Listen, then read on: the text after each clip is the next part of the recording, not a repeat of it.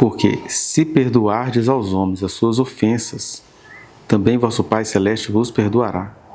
Se, porém, não perdoardes aos homens, aí acrescenta desnecessário, né? Se não perdoardes aos homens, tampouco vosso Pai vos perdoará as vossas ofensas.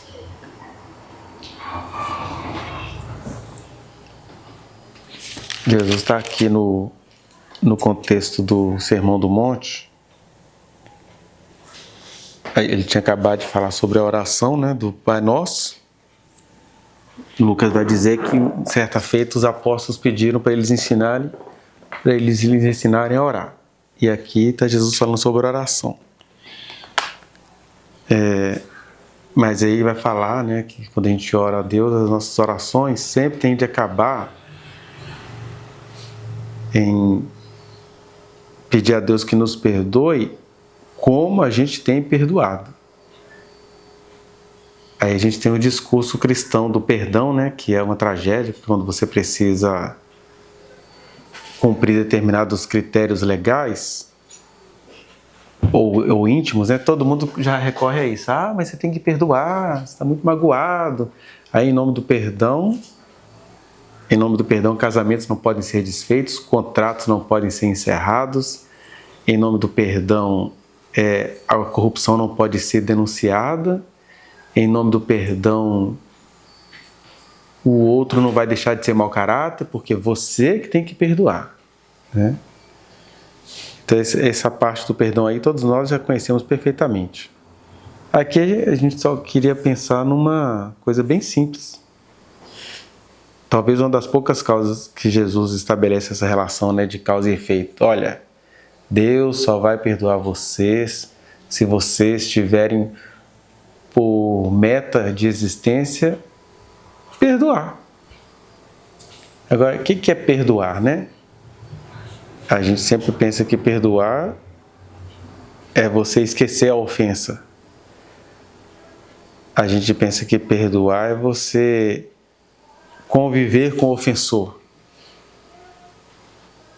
E em muitos aspectos perdoar pode ser isso mesmo, né? Por exemplo, irmãos de sangue, não tem jeito, eles foram feitos para ser irmãos de sangue, e aí vai ter que negociar essa questão de, nossa, tem uma coisa no cotidiano, né, no meu irmão que me irrita, mas é isso aí, eu nem pedi para nascer e nem pedi para ser parente dessa pessoa. Então, essas brigas de criança, né, criança tem que aprender a perdoar nesse sentido, porque ele fala assim, ó, Deus só vai perdoar vocês se vocês perdoarem os outros. Porque senão fica muito fácil, né? Todo mundo quer de Deus o perdão, mas ninguém quer perdoar os outros. Eu estava ouvindo uma pregação agora há pouco, né? E o cara estava falando assim, que quando você ouve alguém falando mal de você, fica grato, porque a pessoa ainda não sabe tudo sobre você. Então, assim, já tem que agradecer a Deus porque a pessoa está falando do que ela não conhece, porque Deus conhece a todos nós e Deus sabe o quanto pode até ser que você seja um ser humano comportamentalmente correto, não pratica nada, mas o interior é cheio de, igual Jesus falou, né? No interior é cheio de rapina, cheio de maus pensamentos, de loucuras que você só não pratica porque a misericórdia de Deus te habita. Mas quando alguém fala mal de você, você já tem que ficar quietinho, porque a pessoa não sabe de todo o potencial de maldade que você tem que fazer. Por mais que a gente fique se categorizando, né? Que a gente se coloque diante de Deus para poder estruturar o nosso caráter. A gente ainda não faz isso, mas deveríamos fazer isso, né? Com jejuns, com oração, com consagração. Como diz o apóstolo Paulo, mortificando os feitos do corpo, né? A gente tem que mortificar os feitos do corpo, porque o nosso corpo sempre nos convida para a morte mesmo. Então ele fala, disciplina em Deus significa não vou a determinados lugares, não vou a determinada situação, então isso é mortificar. Mas se Deus não nos segura, o nosso potencial é isso mesmo. Muitos artistas que a gente curte, eles tiveram uma vida interior muito deslocada, né? Vamos falar dos mais famosos, o Cazuza, um cara que viveu pouco. Mas ele fez tudo o que ele queria. Pega um Renato Russo, Tim Maia, foram pessoas que fizeram tudo o que quiseram. E mesmo que a gente tenha essas pessoas assim, fizeram tudo o que quiseram, ainda assim foram guardados por Deus porque poderiam fazer muito mais. Aí de vez em quando você tem umas figuras tipo Hitler que conseguiu realizar todos os desejos, né? Ele conseguiu realizar todos os desejos porque o mundo estava nas mãos dele. E o desejo do ser humano é dominar o mundo, né? Então Jesus, quando ele fala que é para a gente perdoar, ele fala, olha, ser humano é bicho papão, ser humano tem um potencial terrível, o ser humano mais sofrido está sugando o outro. E aí, todo ser humano deveria ter a atitude humilde de reconhecer esse pecador diante de Deus e de, por se reconhecer pecador, perdoar o mundo inteiro, né?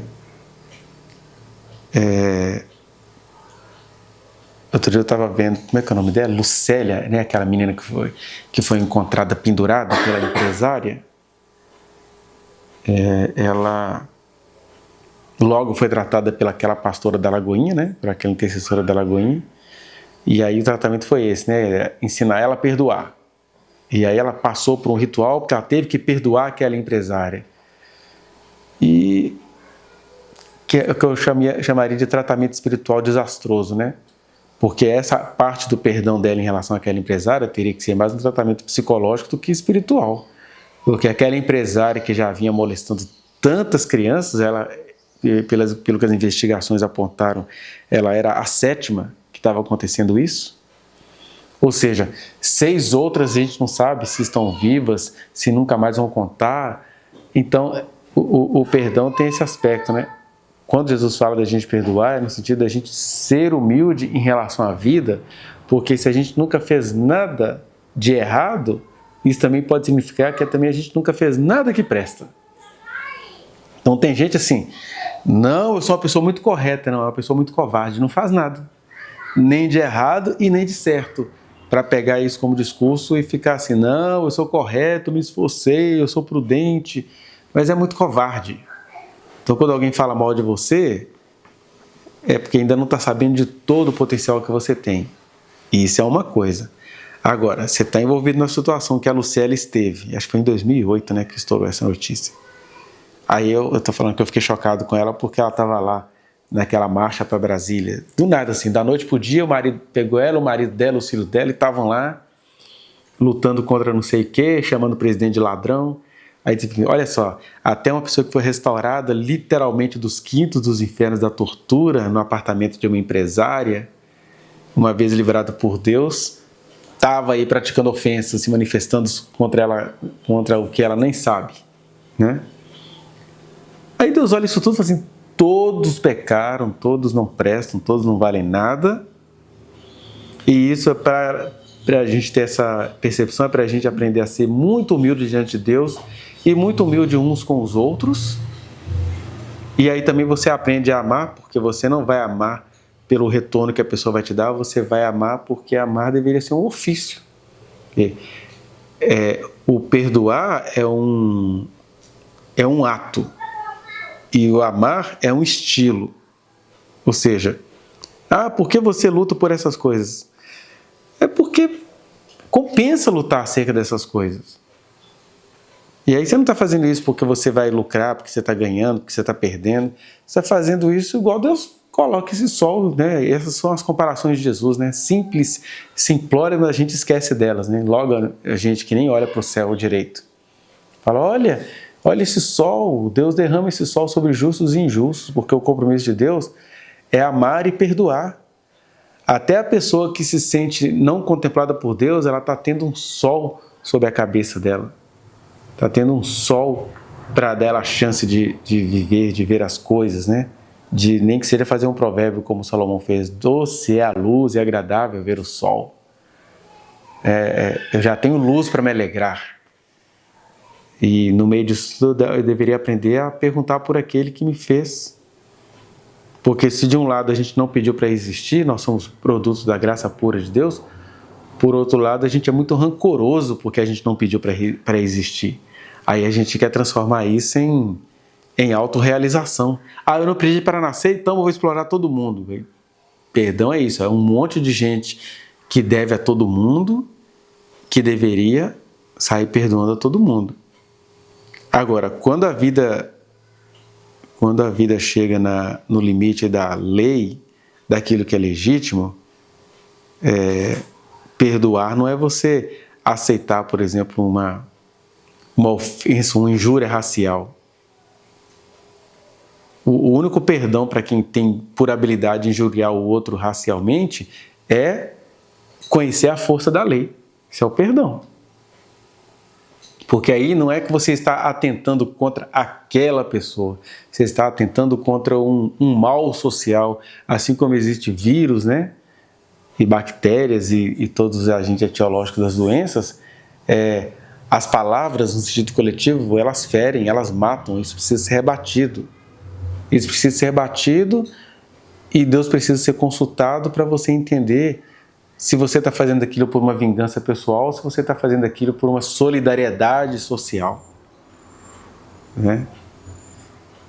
Porque de repente aquela mesma pessoa que nunca vai criar caso contra alguém pelo racismo dessa pessoa, pela ofensa verbal dessa pessoa, é alguém que usa isso como estratégia para lesionar muitas outras vidas, né?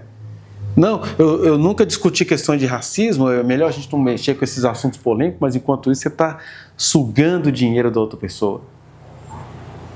Então, os limites, né, do perdão começam aí. Perdão não é você ajudar a pessoa a continuar a ser mau caráter. Por isso que nessas horas a gente tem muitas outras partes da Bíblia. E talvez até por isso que Jesus não escreveu nada, porque quando a gente pega a palavra que Jesus escreveu e fixa num texto, e a gente não tem comunhão com isso, e a gente não tem costume de ler a palavra, a gente começa a criar padrõezinhos, né? A gente usa muitas palavras de Jesus para não ser valente na existência. Valente como o Gideão, né? Que estava lá malhando trigo no lagar. Ele estava cultivando trigo no lagar, ou seja, no lugar de pisar uvas, porque ele estava com medo dos inimigos. E aí quando Deus chega para o Gideão, ele fala assim, olha, o Senhor é contigo, homem valente. Querendo dizer assim, olha só, você é um cara que corre atrás da vida, você é um cara que valoriza a vida, você é uma pessoa responsável. E você é precisamente o cara que eu vou escolher para acabar com os midianitas. Já que os midianitas têm a determinação de acabar com vocês, o que é perdão para os midianitas? É ter de encarar os midianitas naquilo que eles são. Midianita não está afim de fazer culto com você para ter uma conciliação. Midianita vai precisar de salvação através da guerra, Gideão. E foi você que eu chamei para fazer isso. E aí ele foi, né? Aquelas velhas histórias que a gente conhece, né? Ele primeiro selecionou 32 mil homens de guerra e Deus falou assim, tem muita gente, aí você faz um teste. O teste é o seguinte, o homem que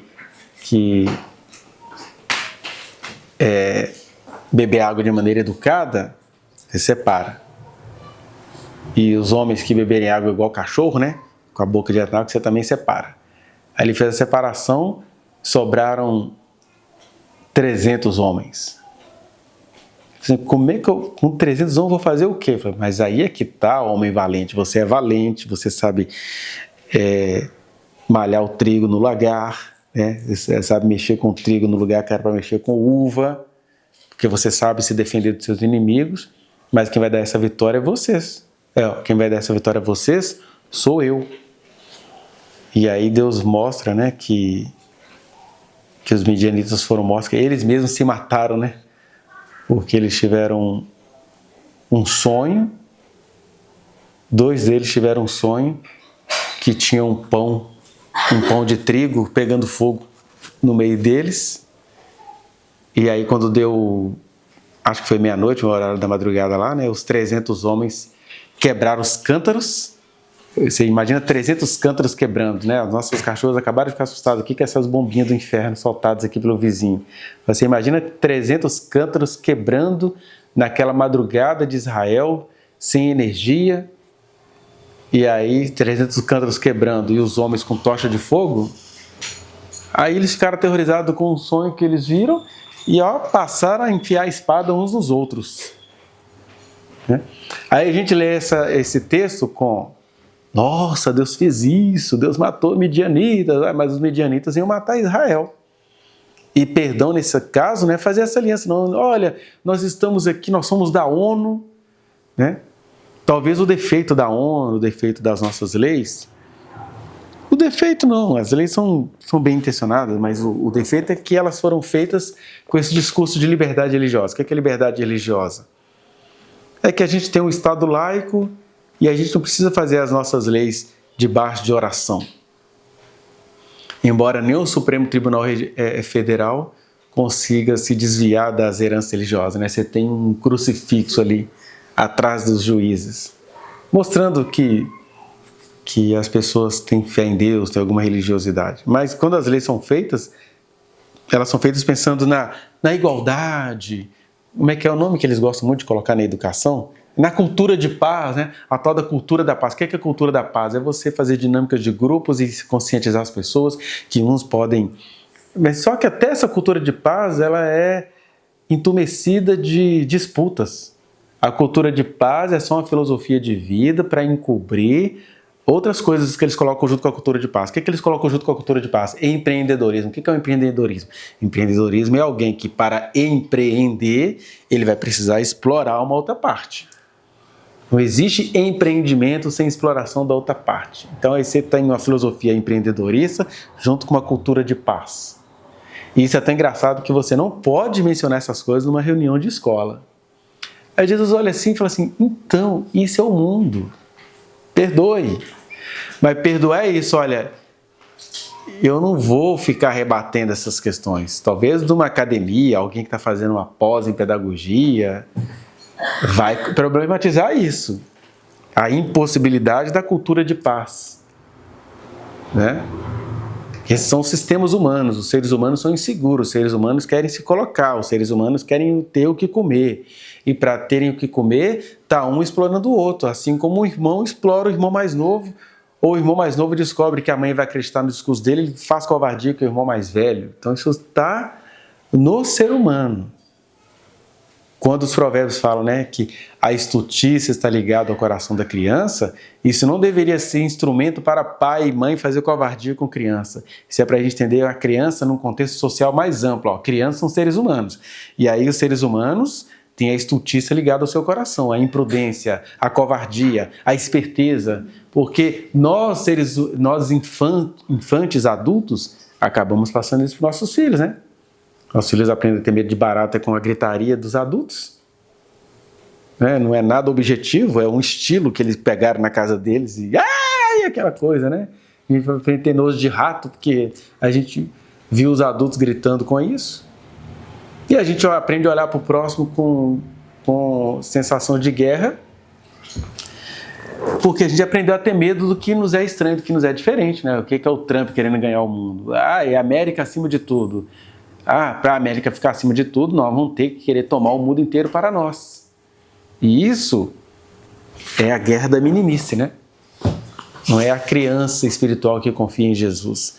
São as crianças panicadas no planeta que querem explorar umas às outras e aí criam vários mecanismos, né? A gente começa falando que foi o meu amiguinho que me falou isso, mas a gente fala que foi Deus quem falou, é a religião que você criou, que Deus te colocou assim. Por isso que Deus é grande decepção para Israel e para nós. Porque ele primeiro se revela como o Deus que guarda, o Deus que ama, que o povo que ele criou é a menina dos olhos dele, mas ele frustra todos os planos imperialistas daquele povo. Você nunca vai ver Deus fazendo imperialismo no povo de Israel. Por mais que eles queiram dar essa veia imperialista, né? Deus nos chamou para derrubar cananeus. Não conseguiam fazer isso. A terra ficou pior do que era com Canaã. E aí Deus nos chama para ser igreja do Senhor. A gente fica pior do que os ateus na prática. E aí, em parte disso, isso tem a ver com a dureza do nosso coração, em parte é porque o Maria vai mostrar pra gente que isso tudo é pura graça dele. E aí, nesse caso, quando falarem mal de vocês, você já sabe o tanto de bola que vocês pisaram na minha frente. Você já sabe o tanto de casca de banana que vocês colocaram para vocês escorregarem na minha frente. Para que aquilo que eu dei para vocês não dê certo. Mas eu chamei vocês, eu dei graça a vocês, eu vou fazer a minha obra em vocês. O chato é que quanto menos vocês percebem isso, mais vida vocês vão perdendo. Então, essa é a decepção de Israel com Deus e da gente com Deus. Por isso que quando a gente começa a caminhar para fazer a obra que Deus nos confiou, a gente começa a não se importar com o que estão falando da gente. E você começa realmente a entender o que é o amor. Né?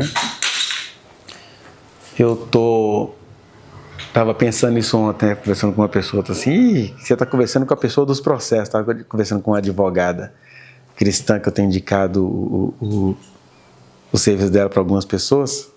Aí eu estou assim, fulano, eu estou falando que você está falando aqui com o ser mais processado, talvez seja a sentença de Deus na minha vida, vai morrer no meio de processo.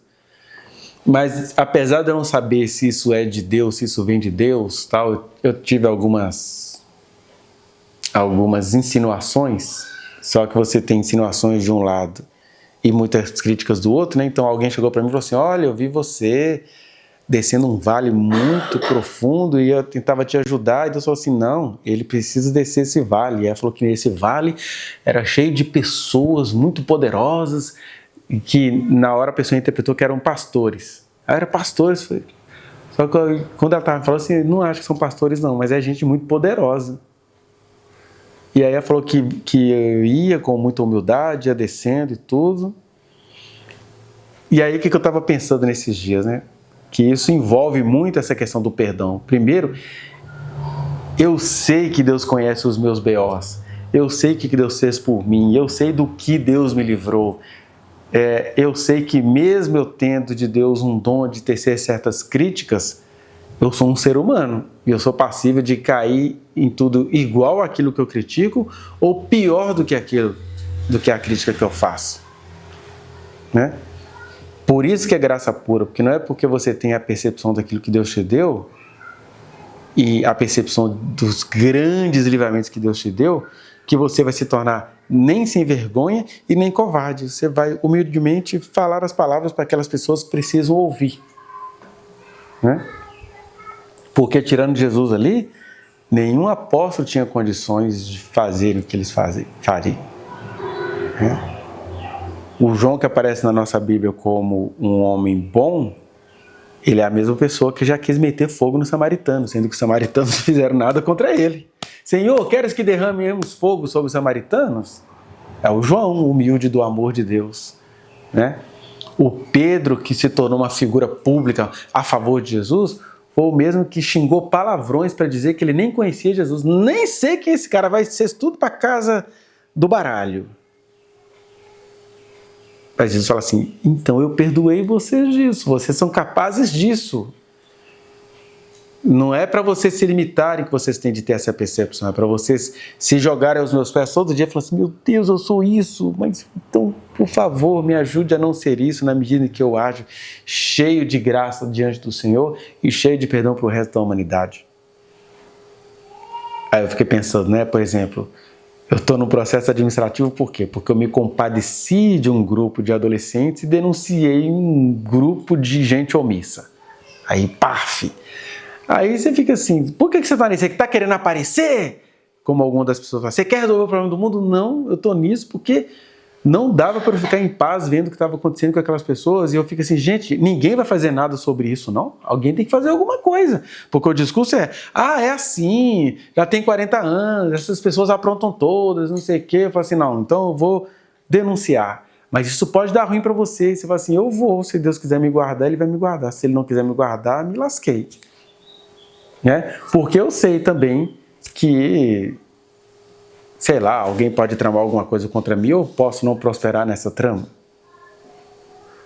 Aí tem esse, né? Aí o segundo é um ex-marido de uma paciente minha que já me levou agora para procuradoria. Me levou na delegacia, a delegacia não viu crime. Me levou para o Ministério Público não viu crime. Aí pressionou o conselho vai fazer as coisas quando o conselho quiser. Aí foi no Ministério Público, faz o conselho abrir um processo contra ele. Não, a gente não viu o crime que ele está fazendo. O conselho, se tem alguma coisa administrativa, é o conselho que vai tratar, é uma autarquia. O Ministério Público não interfere ali. Aí, por causa disso tudo, está me levando à Procuradoria Geral. Aí a Procuradoria Geral vai querer fazer uma devassa na minha vida. Mas por quê? Não, é porque eu emiti um relatório psicológico que fez a mulher conseguir o que ela tem direito de conseguir, que é uma medida protetiva. Aí o cara disse, nossa, mexeu com a minha honra, eu vou acabar com tudo que tem a ver com ela. Aí alguém fala assim, que é o que a maioria dos psicólogos fazem, você vai passar por isso? Então não emita relatório, pelo amor de Deus, é muita dor de cabeça, que não sei o quê. Aí você vê essa covardia. Aí o outro, que você está fazendo publicações, porque você está vendo uma pessoa sendo queimada no mundo inteiro, e aí você fala assim, gente, mas olha para isso aqui, olha para isso aqui. Aí a parte que acusa a pessoa de graça se sentiu ofendida e, buf, está abrindo um processo contra mim. Aí você olha para isso tudo e fala assim, olha, você é o homem dos processos. Mas qual que é a sua nisso tudo? Porque na verdade, né?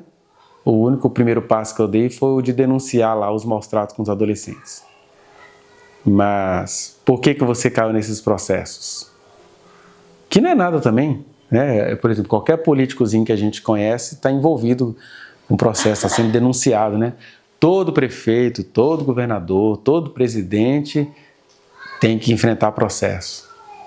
Eu estava falando outro dia lá com uma mulher da Secretaria de Educação, falou assim, olha, toda denúncia, toda semana eu sou denunciada pelo menos 5 vezes por dia. Eu sou denunciada 5 vezes por dia. E aí é o seguinte, quem você é nessa denúncia? Você faz isso porque você tem um problema psicológico? Você quer chocar o mundo? Você quer que todo mundo ache que você está podendo? Ou você está fazendo isso porque você de fato ama o serviço público e você quer ver a coisa com correção? Então pronto, você vai ser chamado de doente, de doido, de aparecido, de quebrado. E aí você vai ver nessas coisas, não, eu estou sendo processado, Jesus foi morto, né? E viver é isso, né? Você pode morrer de desgosto num monte de processo e você pode também morrer na trama. Né? O ruim desses caras que fazem requinte de crueldade, igual Abdel Maci, que arruinou a vida de tantas mulheres e hoje ele é casado, tem filhos gêmeos e aí sempre ele dá um jeito de ir para casa, mas na verdade era um homem forte. Um homem, depois que ele passou mal, que ele se borrou nas calças e tudo, ele ainda fez 2 filhos e está casado e tem fortuna. Aí eu acho que o que gera ódio é isso. Esse cara desgraçou a vida de tanta gente e vai morrer pleno. Aí talvez o outro fale assim, eu corri atrás, ele está atrás das grades, então agora eu tenho paz. Porque talvez para ele, correr atrás da justiça foi uma maneira dele compensar o mal, a crueldade que a filha sofreu, né? Isso são coisas, a gente, numa hora dessa, a gente tem que se ver muito, né? Tem que fazer terapia, porque você tem que entender assim, você está fazendo um monte de coisas para fora, mas você está dialogando com um monte de coisas internas. Suas, né? Aquela menina que aconteceu agora, recentemente, em Joatuba, sei lá. Nossa, Deus, sim. Eu conheci o professor dela, que foi o último professor a dar aula para ela, tá? Um psicólogo. Deu uma aula de psicologia, ela estava formando em psicologia, né, no final do curso, sobre feminicídio. Nossa. Quinta-feira à noite. Aconteceu a coisa na sexta-feira. E ele é pastor, tá? E ele socorreu a mãe. Ele foi, quando comunicaram que eu tinha encontrado o corpo, ele foi lá falar. Ele falou que não tinha nada que confortasse essa mãe. Não tem, né? A revolta com Deus era tão grande, porque na verdade ela perde o marido quando as crianças eram muito pequenas, eram 2 filhos só. Ela luta desesperadamente sem ter uma profissão definida, sem ter, nível intelectual que permitisse ela arranjar um emprego. Ela luta e consegue que esses 2 meninos cresçam, trabalhem e estudem. Ela estava no 7º ano de psicologia. Falou, Deus é muito ruim para mim, ele é muito sacana comigo. Como que isso pode acontecer? É igual a mãe da menina Miriam Brandão, né, que foi queimada e acharam só os dentes dela. Em 92, 96. Eu me lembro dessa história. É que ela era membro da Igreja Batista Lagoinha e ela, assim, que Deus o que só? Deus que vá para o inferno. Ele disse que não tinha nada que confortasse, a única coisa era dizer, a gente está aqui, né? E rememorar a menina como uma boa aluna, discreta demais. E o moço ainda é pego e disse que não se arrepende. Então ela tinha tido a tragédia de perder o marido e aí agora perdeu a filha no final do curso. 2 anos. Então ela cria um casal, ela cria esses filhos com toda dificuldade. E no momento da vida que ela poderia ter um pouco de tranquilidade maior, acontece isso. E ele inventa 1000 histórias da menina. Isso acontece mesmo, né? Ela era uma drogadita, foi ela que provocou, foi ela que chamou. O cara que matou? Foi. Gente, a cara nem queima. Como que eu posso entender esse Deus? É muito difícil. Nesse primeiro momento... Você viu aquele que torou a perna da menina atropelada? Falou assim, nem conhecia ela não, eu estava atropelando outra pessoa. Quando eu fui ver, não, ele estava atrás dela sim, ele se relacionava com ela, ele estava perseguindo ela. Mas ele declara que ele nem sabia quem ela era. Foi tipo para banalizar o acidente. Você é instruído por advogado. Você fala que ela não prestava e... É muito difícil para o ser humano entender, né? É muito difícil. Não, e Deus acolhe essa ira. Porque aí também tem coisas internas entre Deus e a pessoa. E que a gente não deve entrar. Para falar, tem alguma coisa. Não, você só escuta mesmo. E até apoia a pessoa a xingar Deus. Porque se nós como pais conseguimos entender a ira dos nossos filhos, Deus sabe da ira dos filhos dele. E ela vai ter tempo na vida para entender que teve 2 tragédias pontuais, mas na hora que ela desfocar... Tem 2 tragédias pontuais, mas tem muito mais coisa. Mas é aquela coisa assim, mas assim, muito mais coisa tem para todo mundo. Eu ainda tive, além dessas muitas coisas, eu tive 2 tragédias. Então é muito difícil você comunicar com isso. Só pode ouvir mesmo. E a pessoa que tem que elaborar essa coisa. A pessoa tem que elaborar e ela vai ter que ir atrás, porque a pessoa vai criando uma cova, né? Vai criando um casulo ali e não sai daquilo. Mas uma hora a pessoa tem um insight, tem um clique. E existem coisas que são trágicas mesmo. É ruim a gente assistir essas tragédias. Olha, não adianta, tem tragédias que vão estar na nossa cara. É igual os judeus no Holocausto, né? Eles não tinham outra opção. Não, Deus não existe, Deus morreu. Então isso é o que a gente vê, a gente fica desesperado, porque Deus não acudiu, né? E quem acudiu, igual a gente pode ver naquela lista de Schindler, era mal visto pelos próprios judeus, né? Esse um cara carrasco que mandava jogar. Olha, dá banho nesses judeus aí, mas na verdade ele estava querendo dar água para os judeus, mas na cabeça dos judeus, não, cara, sacana, mas pelo menos estou bebendo água aqui. E ele está assim, não, eu estou agindo contra o Hitler. O regime está mandando essas pessoas para a morte, eu vou dar água para elas pelo menos para não morrerem de inanição. Então, mas ele xingava os judeus para o Hitler não descobrir que ele estava tratando bem os judeus. Então, é difícil demais se fazer bem num mundo caído igual a esse. Às vezes, para você deixar uma pessoa ir em paz, você vai ter que sair da vida dela como se você fosse o grande malfeitor da vida dela. Então, se a gente é assim com seres humanos iguais a nós, imagina Deus em relação a gente. Então, tem gente que vai praguejar. Deus é uma desgraça, que não sei o quê, né? Igual eu fico vendo aí essas entrevistas com pessoas que se tornaram ateias, que foram criadas num meio religioso tão complicado, e às vezes o meio religioso nem é complicado, é a maneira como a pessoa percebia a coisa. Então tem muitos níveis de tragédias aí. Mas é cruel, também não sei como é que eu agiria. Se eu recebo uma notícia, a primeira atitude sincera humana é ficar irritado com Deus, né? Como assim que eu estou buscando o Senhor a vida inteira e o Senhor me permitiu isso me acontecer?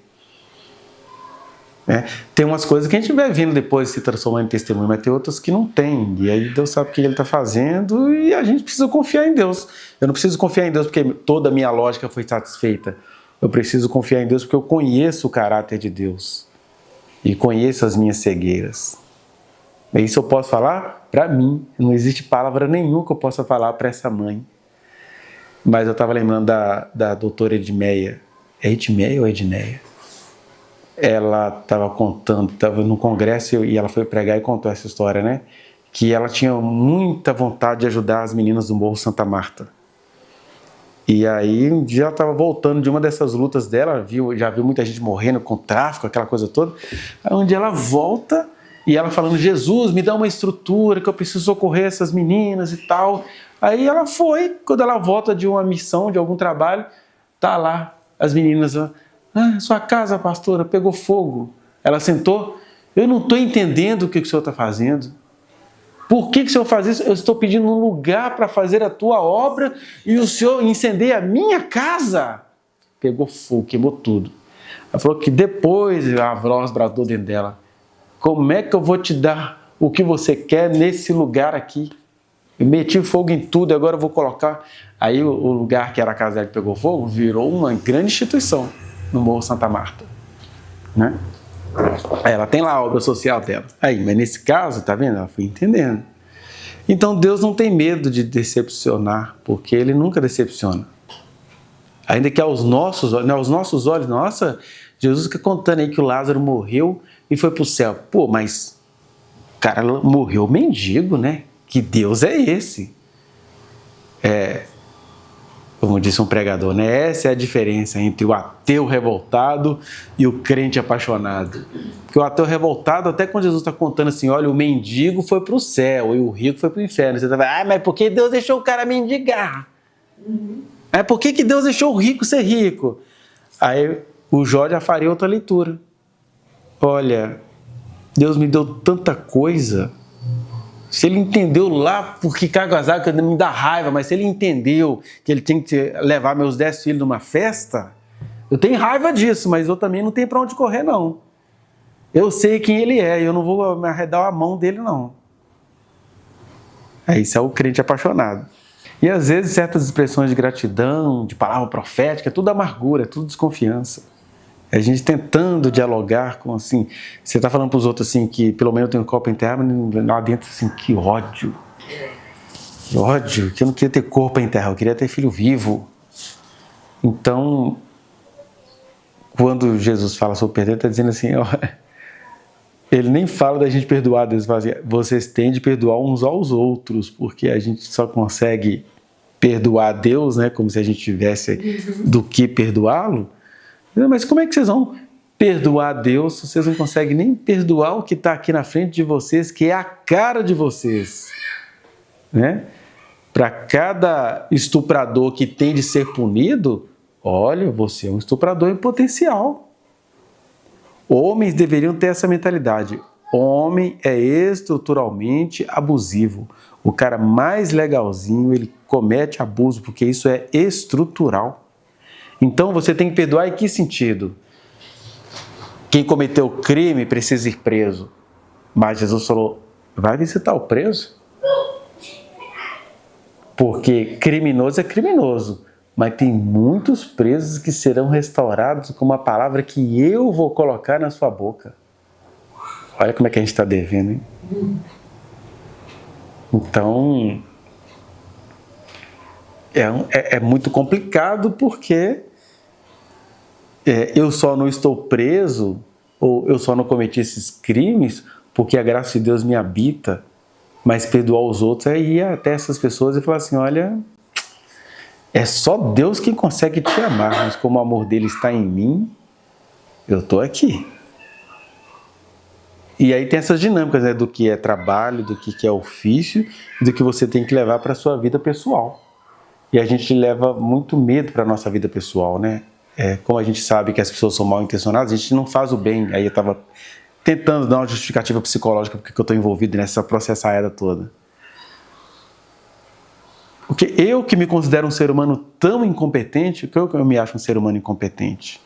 Pode ser romantismo da minha parte, mas sei lá, eu fico vendo essas pessoas que trouxeram mendigo para dentro de casa e criaram. Aí você também vê tragédia, tem gente que criou, mudou a vida da pessoa e foi lá e foi assassinada por essa pessoa. Aí você fica assim, meu Deus, eu não vou fazer o bem porque eu tenho medo disso. ou eu também estou sozinho, eu não sou um cara sozinho, então ninguém tem a obrigação de entender as coisas como eu entendo. Então, como eu vejo talvez que minha família não tem a obrigação de entender as coisas como eu entendo, aí eu vou fazendo aquilo que é possível fazer. Então, se eu sou professor e vi aluno maltratado, eu posso interceder por essa gente. Se eu sou um psicólogo e a pessoa no tratamento precisou de um relatório, eu posso dar o relatório mais humanitário que eu puder dar, ainda que isso me faça ser contestado nos meios jurídicos, né? Então, a gente fica nessa transitação da prática do perdão. Porque você tem raiva. Uma vez eu estava gravando um vídeo contra o Silas Malafaia, né? Aí eu gravei uma série de vídeos, aí a pessoa passou assim, nossa, você tem raiva dele, né? Eu assim, você se expressa com indignação acerca de alguma coisa, mas de verdade, eu não tenho raiva do Silas Malafaia, não. Eu me acho tão incompetente quanto ele, né? Eu vejo que as coisas grandiosas que ele conseguiu fazer foi o poder que Deus deu a ele. E aí ele pegou esse poder que Deus deu a ele e usou de maneira muito mercadológica. Mas sem o poder que Deus deu a ele, nem isso ele faria. Como é que eu vou ter raiva de um homem acerca do qual eu tenho essas percepções? Né? Quando eu falo de maneira contundente em público contra o Marco Feliciano, é mais raiva de saber assim, puxa, como é que o cara jogou fora uma vocação tão bonita que Deus deu a ele? E se tornou essa figura. Então, a minha expressão de raiva é uma maneira de eu reconhecer que, de fato, Deus deu uma coisa para ele, que hoje ele só transformou aquilo em argumento espiritual para continuar com as suas múltiplas e muitas prostituições. Então, você não ter raiva dessa pessoa não quer dizer que você não possa falar de público igual Jesus falava, né? Porque você é punido. Você está falando assim em público, isso é rancor. Mas quando Jesus chamava as autoridades judaicas de hipócritas, cegos, guias cegos, filhos do diabo, é porque ele tinha raiva daquelas pessoas? Não, ele está assim, eu fiz vocês para serem sacerdotes, olha a porcaria que vocês fazem com aquilo que eu dei para vocês. Ou seja, a manifestação da indignação já é a expressão do perdão. Porque nojento e azedo é aquela pessoa que nunca vai ver a público se manifestar contra isso. Assim, não, eu sou prudente, eu tenho uma imagem intocável. É um Satanás, que não se indigna com nada e vai morrer com a fama de ser uma pessoa da paz. Mas foi assim que eu consegui as minhas riquezas. Nunca criei caso com ninguém. E Jesus criou caso. Aí é claro, aí entra a nossa intimidade com Deus. Quais são os casos que Deus reservou para você e os que Deus não reservou? Né? Essa é a minha pergunta existencial. Mas, quando eu me lembrei dessa palavra do perdão, estava lembrando disso, né? Disso que eu ouvi o pregador falando, que a gente aprende a nunca ficar ofendido com o que falam mal da gente, porque de verdade, quando falam mal da gente, nem imagino de quantos males eles deixaram de falar. Pode ser que eles estão falando uma coisa, e aí é claro, do ponto de vista jurídico, calúnia é calúnia, você pode recorrer. Agora, do ponto de vista espiritual, eu estou recorrendo porque esse cara tem que parar de fazer isso socialmente falando. Não é contra o que ele está fazendo, não é em relação ao que ele está fazendo contra mim. Porque o que ele está falando de mim e disso aí é mentira. Mas Deus conhece as muitas outras coisas que só Deus conhece. Deus conhece as invejas secretas que a gente carrega. Deus conhece as amarguras que a gente carrega. Deus conhece... Por exemplo, eu não sou um ser humano assim até onde sei, mas tem gente que vive para programar, fazer o outro tropeçar. E às vezes são pessoas boas, são pessoas de Deus, são pessoas... Não, o meu projeto pessoal é ver a ruína dessa pessoa. E aí, por mais que eu fale assim em público, igual uma vez eu falei em público, né, que para mim só existe um sinal de que o André Valadão é salvo. É que ele seja punido em público por todo o mal que ele fez em público. Mas eu não levanto todo dia maquinando o mal contra o André Valadão. Aliás, nunca levantei nenhum dia maquinando o mal contra o André Valadão. Eu só entendi que a salvação para ele vai ser corrigida em público por todo o mal que ele fez. E ele nem enxerga. Tem gente que faz o mal e não enxerga, né? Isso acontece muito com abusos em relação à criança, em relação ao animal, né? Você chega no lugar, o animal está todo maltratado, a pessoa fala assim, que isso, ele é o amor da minha vida. Meu Deus, o amor da sua vida está seco desse jeito? Aí, por exemplo, até onde eu sei, eu não sou essa pessoa. Até onde eu sei, porque às vezes eu tratei os meus assim e nem percebi. Então você começa a entender que você não vai ficar mais amargurado com o que falam mal de você. A gente tem que aprender a ficar solidário. O que é solidário? Eu posso resolver este problema aqui, mas eu estou semeando para que isso não se repita na vida como um todo, né? Que é isso, Deus amou o mundo de tal maneira. É porque Deus amou muito de tal maneira, mas o homem continua fazendo o que está fazendo.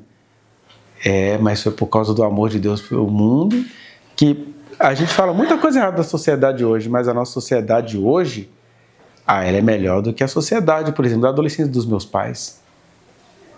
Pode ter virtualizado muitas coisas, né? Que a adolescência dos meninos hoje é ficar gritando palavrões em jogos online. Mas na adolescência dos meus pais, tinha gangue de bairro. Então, se você passasse ali no Santa Terezinha, tinha a turma do pé vermelho, você ia apanhar daqueles meninos.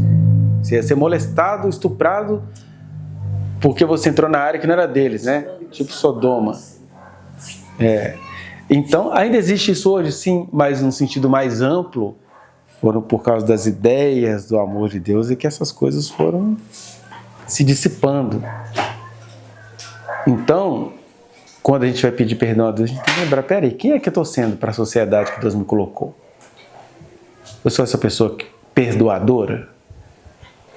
Eu sou capaz de andar como Deus andou com as minhas coisas sujas e me limpou de todas elas? Eu sou alguém capaz de semear justiça, paz, né? Sem esse discurso de cultura de paz, mas levar a paz para esses lugares? Aí quando você entende isso, ninguém da humanidade te deve, não. Não tem raiva de quem me processa no Estado, não tem raiva desse homem aí que está me processando. Não, eu estou lidando com uma ideia. Meu Deus, olha a estrutura cultural se manifestando. Ele, meu Deus, nunca falei com ele, nem sei quem ele é. Eu vou ter raiva disso. Né? E aí, no máximo, você fica assim, oh, meu Deus, o senhor não vai ensinar para esse cara isso não? Como assim? Ele vai morrer falando no nome do Senhor sem aprender isso? Aí sim, tem algumas pessoas na vida que eu pergunto a Deus acerca disso. Né? Quando eu estava conversando com uma pessoa, ela está assim, eu estava falando da morte da minha mãe, né? A pessoa disse assim, é injusto que ela tenha morrido e fulano, escrevendo, betano ficaram vivos. Pois é, são as coisas que a gente não entende, né? Mas, por outro lado, ela queria ir embora. Fiquei sabendo depois pelas minhas irmãs que ela estava pedindo para ir embora. Aí a pessoa falou, né, ela tinha falado comigo mesmo que ela estava indo embora e que ela até treinou uma pessoa que ela estava indo embora. Ela não queria ficar aqui. Então, eu falei, aí que tá. A pessoa estava pedindo para ir embora, Deus recebeu o pedido. Não era alguém que Deus quis levar, mas a pessoa queria ir embora, melhor do que se suicidar. E ao mesmo tempo, as pessoas que a gente considera que fizeram muito mal a ela, estão aí vivendo, largada a própria sorte. Aí quando você vai entendendo essas dinâmicas da intimidade também, você faz perguntas, o Apocalipse mostra isso, né? O que João viu nas visões dele? Que lá tem diante do altar, tinha um grupo falando, né? Senhor, até quando, Senhor, não vingarás o nosso sangue? Não é que eles estão pedindo isso lá literalmente, está dizendo assim, o ser humano, ele tem sede de justiça, e você ter sede de justiça não é que você não perdoa. Sede de justiça é, Senhor, eu nem quero que esse cara pague pelo que ele fez, eu só quero que ele aprenda que o que ele fez está errado. Não é que ele se arrependa disso. E aí ele está falando que tem lá diante de Deus o sangue dos justos e profetas, perguntando, Senhor, até quando não vingarás o nosso sangue? Mas os santos e profetas que também tiveram o sangue derramado de maneira indevida, são seres humanos que devem estar se enxergando diante de Deus. né? Mas isso é a gente falando de maneira teórica. Para mim, que tem tendências teoricistas, para mim é fácil ficar teorizando. Mas quando você chega numa situação concreta dessa mãe, dessa estudante de psicologia, você só pode ouvir e ela já está perdoada acerca de toda a praguejação dela. E é claro, Deus coloca tanto anjos quanto pessoas para irem caminhando com ela, abrindo para ela possibilidades, ela se enxergar. Porque não é porque ela perdeu um marido lá atrás e uma filha aqui, que ela deixou de ser ser humano. Todo ser humano é Caim, todo ser humano é Abel, todo ser humano é vítima e todo ser humano é réu. E isso não é licença para eu poder banalizar a justiça, mas isso é sobretudo uma convocação para eu aprender a perdoar. Né? Então, a gente precisa, no final das contas, confiar em Jesus e agradecer a Ele que nos libertou e nos matou do monstro que nos habita. Né? Agora, isso, para finalizar, não é a gente ter compromisso com o violentador, com o abusador, nem compromisso com as nossas dependências psicológicas. Né? Não, é eu que quero isso para mim, eu tenho que me dar esse direito. Não, Jesus veio nos libertar de toda forma de escravidão. Mesmo que muitas formas de escravidão tenham de ser tratadas na psicoterapia. Quer dizer, você está querendo ofertar para a vida aquilo que você quis ofertar para a imagem materna que te habita. Né? Mas é isso, perdoar não é Jesus fazer uma aliança com os escribas e fariseus. Perdoar não é você ter essa capacidade de ser próspera na maldade, né? Perdoar é, às vezes, você sair perdendo porque o que prevaleceu é aquilo que é justo. E não a sua capacidade de se tornar Satanás na vida. O que é se tornar Satanás na vida? Nossa, eu consigo conciliar todo mundo. Isso é espírito do anticristo. Eu não tenho que conciliar ninguém. Eu só preciso pedir a Deus, venha o teu reino e a tua justiça. Seja essa justiça vindo por meio da justiça comum, seja essa justiça vindo confrontar o meu senso de justiça. É a justiça dele que importa. E isso é perdoar. É a gente ir para a cama com aquela sensação de que ninguém me deve nada. Ninguém me deve nada. Eu devo tudo o que tenho, tudo o que sou a Deus. Mesmo que o tudo seja nada para mim. E nós temos as nossas ganâncias, né? Mas o que eu tenho, seja lá o que eu tenha, eu devo a Ele, o meu respirar. Senhor, nós te agradecemos pelo nosso respirar. E o Senhor é o nosso respirar, porque o Senhor é que nos deu fôlego de vida. O Senhor é que nos faz, ó Deus, para além de todo o processo biológico explicável. É o Senhor que nos faz evoluir da matéria para o ser vivo, e do ser vivo para a pessoa, e da pessoa para filhos de Deus. Nós te agradecemos porque filho de Deus é um poder dado pelo Senhor, mas a todos quantos te receberam, deu-lhes o poder de serem feitos filhos de Deus, porque cremos no Senhor, porque perdoamos como o Senhor, porque perdoamos como conseguimos perdoar e porque consultamos ao Senhor na nossa missão de perdoar. Isso eu peço ao Senhor, ó Pai, que a gente se entregue ao Senhor com a consciência plena de que a gente tem perdoado os maiores absurdos e de que porque a gente perdoou, a gente pode ter a ousadia de denunciar os maiores absurdos, na esperança de que as pessoas cresçam, na esperança de que as pessoas mudem, na esperança de que o Senhor também pode interromper fluxos a fim de que a glória seja do Senhor e não nossa, porque a nossa perdição é quando a glória é nossa. Quando a gente foi próspero, quando a gente conseguiu concluir uma etapa, nós precisamos entregar nas tuas mãos, entregar nas mãos daquele que julga retamente, como disse o apóstolo Paulo. No nome de Jesus, ó Pai, que o Senhor nos abençoe, nos dê a alegria de completar o perdão que o Senhor instalou em nós. No nome de Jesus. Amém.